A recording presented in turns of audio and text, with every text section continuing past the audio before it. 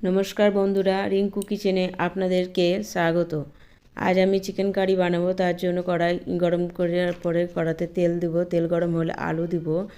আলু দেওয়ার পরে হলুদ দিব 2 মিনিটের মতো। ঢাকনা দিয়ে ঢেকে ঢাকনা তুলে সামান্য পরিমাণে লবণ দিয়ে আলুগুলো ভেজে তুলে নেব। ওই তেলের মধ্যে লবঙ্গ, দারচিনি, শুকনো লঙ্কা, তেজপাতা, জিরে ফোড়ন দিয়ে পেঁয়াজ কুচি দিব। দিয়ে নাড়ার পরে হালকা ভাজতে থাকবো। অন্য সাইডে আদা, জিরে, লঙ্কা, রসুন বাটবো।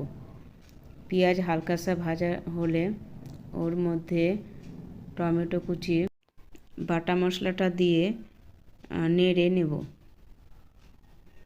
নাড়ার পরে হলুদ গুঁড়ো দিয়েও নাড়বো। নাড়ার পরে শুকনো লঙ্কা গুঁড়ো, ধনে গুঁড়ো, জিরে পাউডার গুঁড়ো দিয়ে নেড়ে নেব।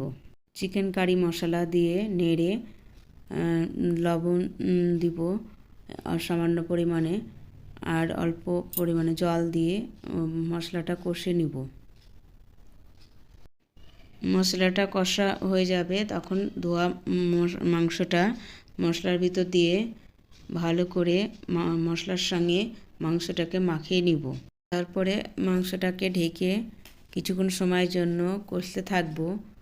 যখন মাংস থেকে তেল ছাড়বে তখন লবণ দিব। লবণ দেওয়ার পরে আরেকটু নাড়াচাড়া করে মাংসটা যখন ভালোভাবে কষা হয়ে যাবে তখন আলুগুলো দিব।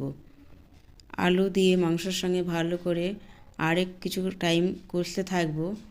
কষার পরে থালা দিয়ে আবার দ্বিতীয়বার ঢেকে রাখবো।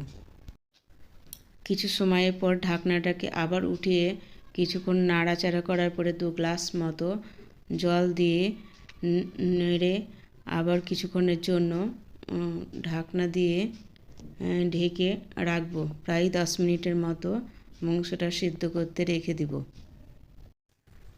প্রায় 10 মিনিটের মতো ঢাকনা তুলে দেখুন প্রায় মাংসটা আমার হয়ে গেছে। আলুটাও ভালোভাবে সিদ্ধ হয়ে গেছে।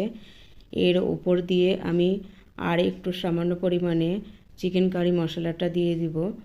চিকেন কারি মশলা দেওয়ার পরে নাড়ার পরে উপর দিয়ে ধনে পাতা কুচি দিয়ে তাহলে আমাদের রেডি হয়ে যাবে চিকেন কারি। যদি ভিডিওটা ভালো লাগে তাহলে সাবস্ক্রাইব, লাইক, শেয়ার করবেন।